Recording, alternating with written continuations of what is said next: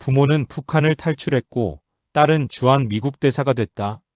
프롤로그 2026년 5월 20일 워싱턴 DC. 여러분 잠깐 상상해 보세요. 미국 상원 청문회장입니다. 세계에서 가장 강력한 나라의 가장 엄숙한 공간입니다. 카메라가 돌아가고 마이크가 켜지고 수십 명의 상원 의원들이 앉아 있습니다. 그 자리에 한 여성이 앉아 있습니다. 70살입니다. 머리가 희끗희끗하지만 눈빛은 또렷합니다. 그녀의 이름은 미셸 박스틸. 한국 이름은 박은주. 주한 미국 대사 후보자. 그녀가 마이크 앞에서 영어로 발언을 시작합니다. 가족에 대한 감사, 남편에 대한 감사, 딸들에 대한 감사. 그런데 갑자기 영어 연설 한가운데서 그녀가 한국어를 꺼냅니다. 고생 끝에 낙이 온다. 그 순간 청문회장이 멈췄습니다. 공화당도 민주당도 카메라 앞의 기자들도 모두가 그 5글자의 무게를 느꼈습니다. 단순한 속담이 아니었습니다. 그것은 한 가족의 70년이었습니다. 전쟁이었고 피란이었고 망명이었고 이민이었고 생존이었고 그리고 마침내 도착이었습니다. 오늘 우리는 그 이야기를 합니다. 1장. 북한에서 모든 것을 잃다. 1950년 6월 25일 새벽 4시. 북한 인민군 탱크 240대가 38선을 넘었습니다.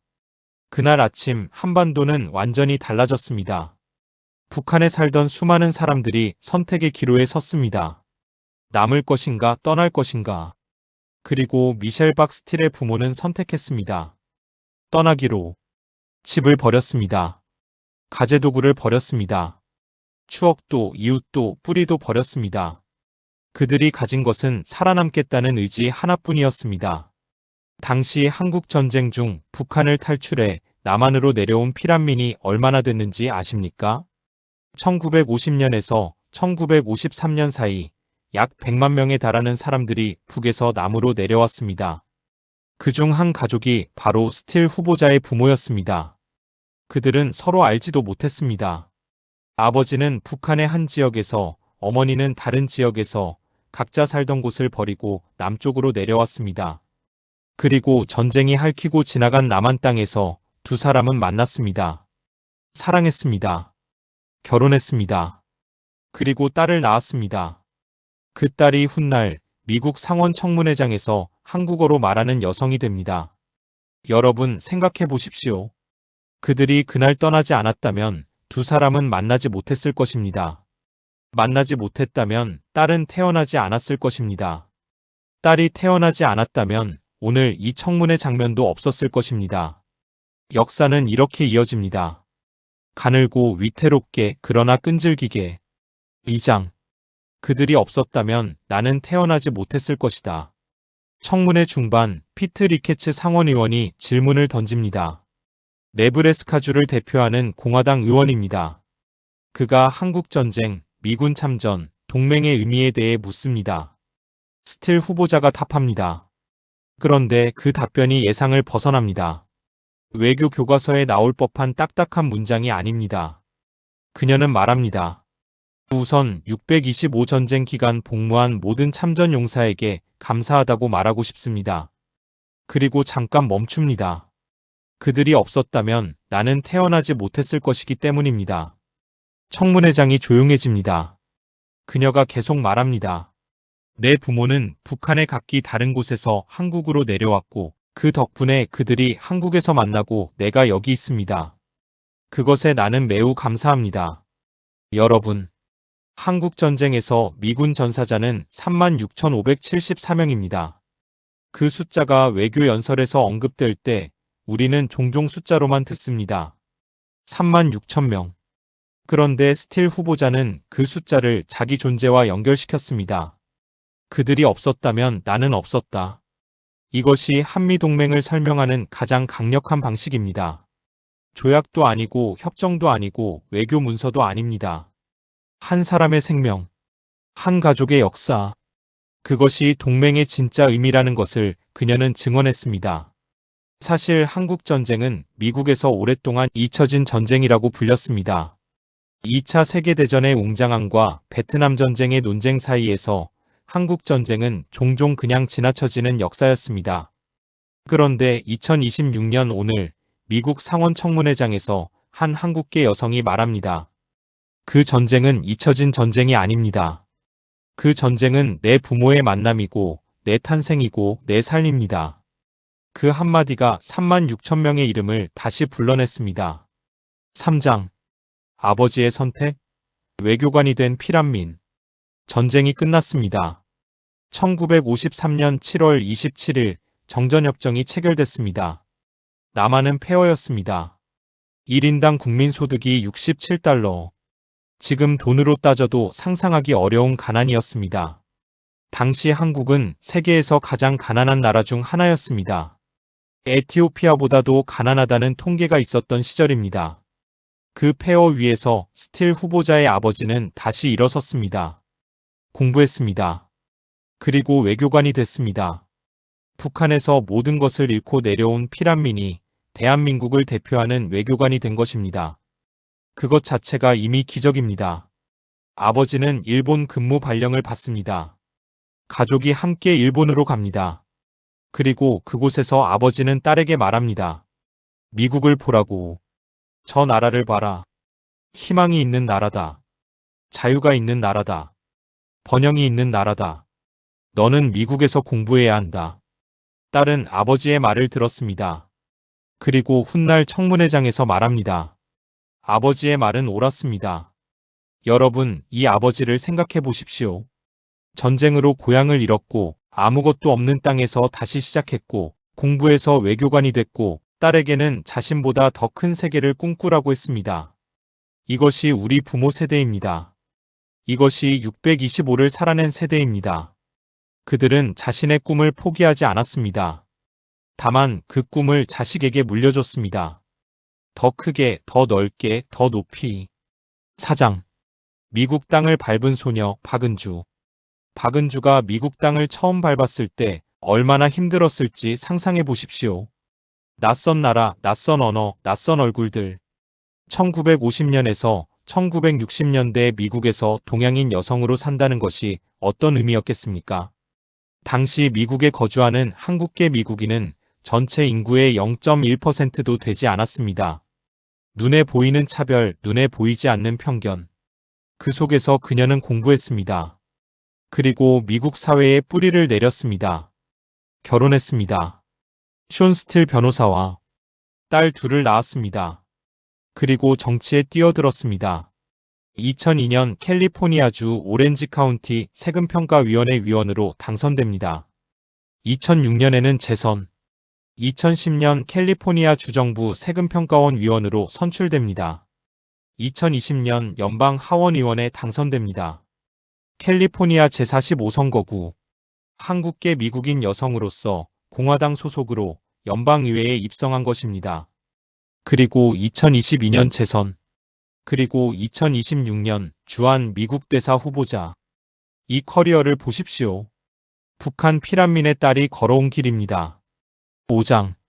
청문회장의 이상한 풍경? 여야가 함께 웃었다.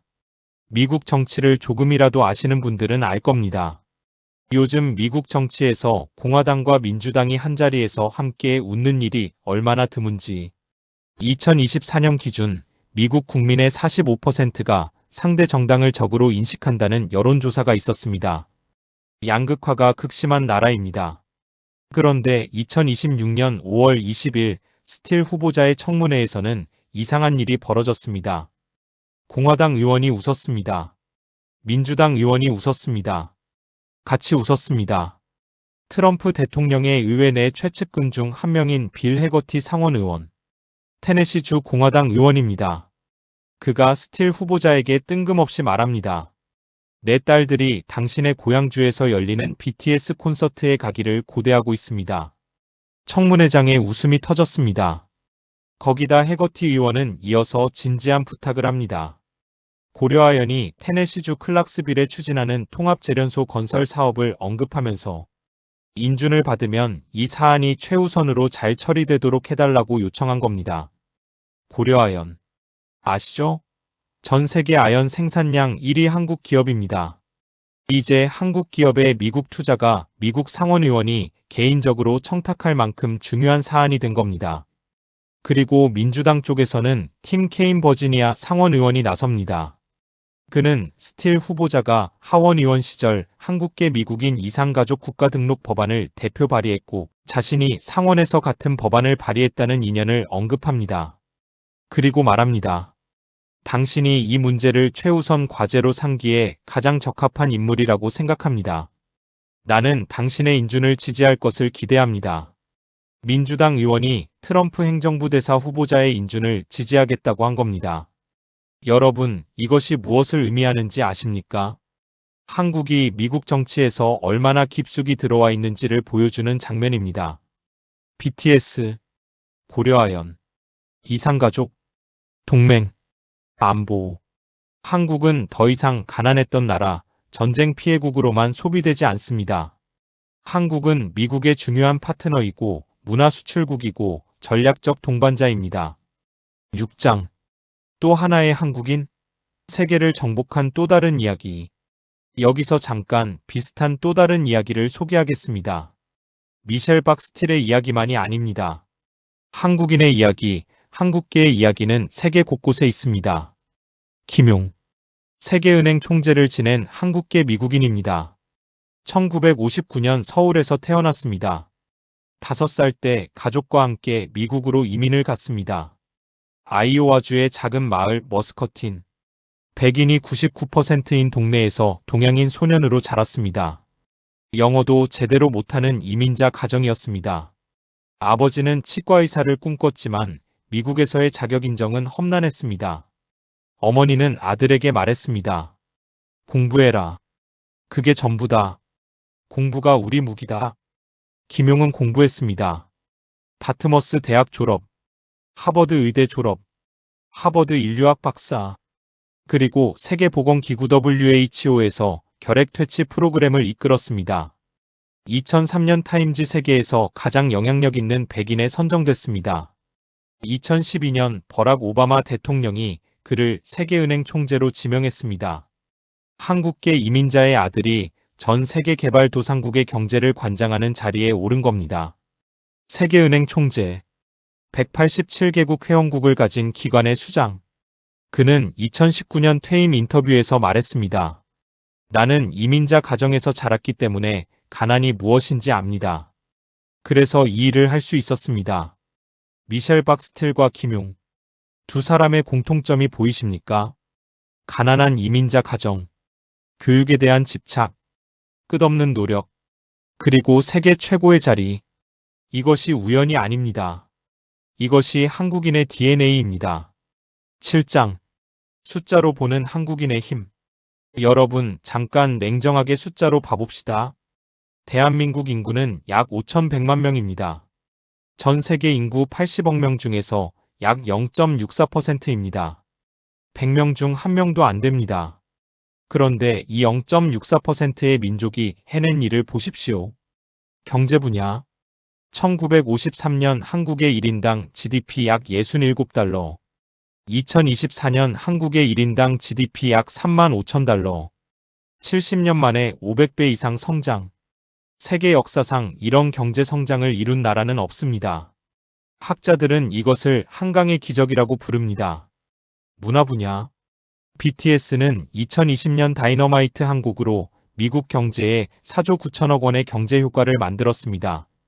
봉준호 감독의 기생충은 2020년 아카데미 시상식에서 작품상, 감독상, 각본상, 국제장편영화상 사관왕을 차지했습니다. 오스카 역사상 비영어권 영화가 작품상을 받은 건 92년 역사 최초였습니다. 스포츠 분야. 박세리는 1998년 US 여자 오픈에서 맨발로 연못에 들어가 샷을 하며 우승했습니다. 외환위기로 나라 전체가 무너지던 그해 그 장면은 온 국민을 울렸습니다.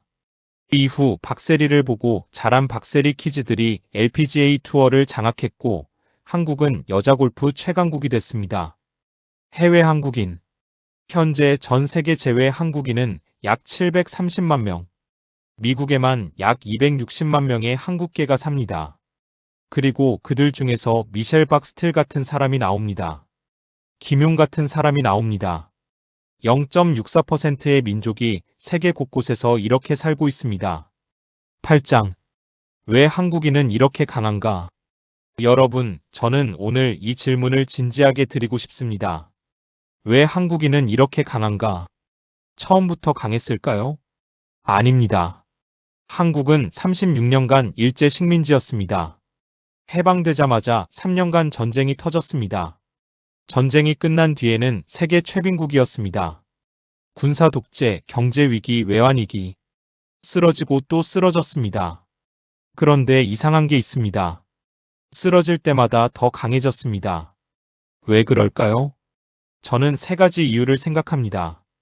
첫 번째는 교육입니다. 한국 부모들의 교육열은 세계적으로 유명합니다. 내가 못 배웠으니 너는 배워야 한다. 이 한마디가 수십 년간 한국 가정의 신조였습니다. OECD 국가 중 대학 진학률이 가장 높은 나라 중 하나가 한국입니다. 교육은 한국인에게 신앙이었습니다. 가난한 집에서도 자식 교육비는 끝까지 냈습니다. 미셸 박스틸의 아버지가 딸에게 말한 것도 결국 같은 말이었습니다. 공부해라. 미국에서 배워라. 두 번째는 가족입니다. 한국인은 가족을 위해 살았습니다. 아버지는 공장에서 밤을 새웠습니다. 어머니는 시장에서 장사를 했습니다. 자식에게 더 나은 내일을 주기 위해. 이것이 이민자 가정의 DNA입니다. 미셸 박스틸의 부모도 그랬습니다. 전쟁으로 모든 것을 잃었지만 가족을 위해 다시 일어섰습니다. 세 번째는 집념입니다. 한국인은 안 된다는 말을 잘 받아들이지 않습니다. 이것이 때로는 고집으로 보이기도 하지만 그 집념이 불가능을 가능으로 만들어 왔습니다. 한강의 기적도 집념이었습니다. BTS의 세계 정복도 집념이었습니다. 미셸 박스틸의 청문회도 집념이었습니다. 잃어봤기 때문에 집념이 생겼습니다. 쫓겨났기 때문에 더 멀리 가려 했습니다. 무너졌기 때문에 더 단단해졌습니다. 9장. 피란민의 딸이 한반도로 돌아온다. 자, 이제 다시 처음으로 돌아갑니다. 2026년. 스틸 후보자의 부모가 북한을 떠난 지 약 76년이 지났습니다. 그들은 공산주의를 피해 도망쳤습니다. 집을 버리고 이름을 버리고 고향을 버리고 남쪽으로 내려왔습니다. 그 남쪽에서 두 사람이 만났고 딸이 태어났고 딸은 미국으로 갔습니다. 그리고 이제 그 딸이 한반도로 돌아옵니다. 도망치듯 떠난 땅이 아닙니다. 미국을 대표하는 외교관으로 당당히 돌아오는 겁니다. 이것이 드라마가 아니면 무엇입니까? 여러분, 스틸 후보자가 서울에 부임하면 미국 대사관 정문을 들어설 겁니다. 그 순간 그녀는 무슨 생각을 할까요? 아마 부모님 생각을 할 것입니다. 아무것도 없이 이 땅을 떠났던 두 사람. 당신들 덕분에 내가 여기 있다고. 그리고 나는 이 나라를 더 좋게 만들기 위해 돌아왔다고. 그 장면을 상상하면 저는 뭔가 뭉클한 것이 올라옵니다. 이것이 역사입니다. 이것이 한국 현대사의 한 장면입니다. 10장. 이 이야기는 당신의 이야기입니다. 지금 이 영상을 보시는 분들 중에 625를 직접 겪으신 분도 계실 겁니다. 아니면 그 시절을 살아낸 부모님을 두신 분도 계실 겁니다. 배가 고팠던 기억이 있으신 분. 학교를 제대로 못 다닌 기억이 있으신 분. 미군 부대 앞에서 깡통 들고 줄 섰던 기억이 있으신 분. 여러분이 바로 이 이야기의 주인공입니다. 스틸 후보자의 부모가 특별히 강한 사람이어서 살아남은 게 아닙니다. 그 시절 살아남은 모든 한국인이 그렇게 강했습니다. 공장에서 일하고, 논에서 일하고, 시장에서 장사하고, 외국에서 일하면서 자식들 먹이고 가르치고 키워냈습니다. 그 자식들이 지금의 대한민국을 만들었습니다. 그 자식들 중 일부는 미국에서, 유럽에서, 세계 곳곳에서 의사가 됐고, 교수가 됐고, 정치인이 됐고, 외교관이 됐습니다. 부모님 세대가 뿌린 씨앗이 이렇게 자랐습니다. 여러분 자랑스러우십니까? 자랑스러워하셔도 됩니다. 아니, 자랑스러워하셔야 합니다. 여러분이 살아낸 그 시절이 없었다면 오늘의 대한민국도 없었습니다. 오늘의 미셸 박스틸도 없었습니다. 오늘의 BTS도 기생충도 삼성도 현대도 없었습니다. 모든 것은 그 시절 버티고 일어서고 다시 살아낸 사람들에게서 시작됐습니다. 에필로그. 고생 끝에 낙이 온다. 2026년 5월 20일 미국 상원 청문회장 미셸 박스틸이 말합니다. 고생 끝에 낙이 온다. 그 5글자가 울립니다. 단순한 속담이 아닙니다. 그것은 북한을 탈출한 두 사람의 인생이었고 전쟁 속에서도 다시 사랑하고 결혼한 이야기였고 폐허 위에서 외교관이 된 아버지의 집념이었고 미국 땅을 처음 밟은 소녀의 두려움과 희망이었고 50년을 공들여 정치의 문을 두드린 한 여성의 투지였고 그리고 한국 현대사 전체의 다른 이름이었습니다. 고생이 끝나지 않은 것처럼 보이던 날들이 있었습니다. 1950년 전쟁이 터졌을 때, 1953년 폐허가 된 나라를 봤을 때, 1997년 외환위기로 온 나라가 무너질 것 같았을 때, 그러나 우리는 매번 일어섰습니다. 고생 끝에는 낙이 왔습니다. 그리고 그 낙의 이름 중 하나가 오늘 미국 상원 청문회장에 앉아 한국어로 말하는 미셸 박스틸입니다. 부모는 북한을 탈출했습니다. 딸은 주한 미국 대사가 됐습니다. 그것으로 충분합니다. 그것이 전부입니다.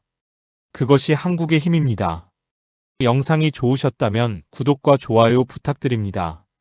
이 이야기가 더 많은 분들께 닿을 수 있도록 주변에도 공유해주세요. 우리의 역사를 기억하는 것, 그것이 한국의 힘을 이어가는 방법입니다.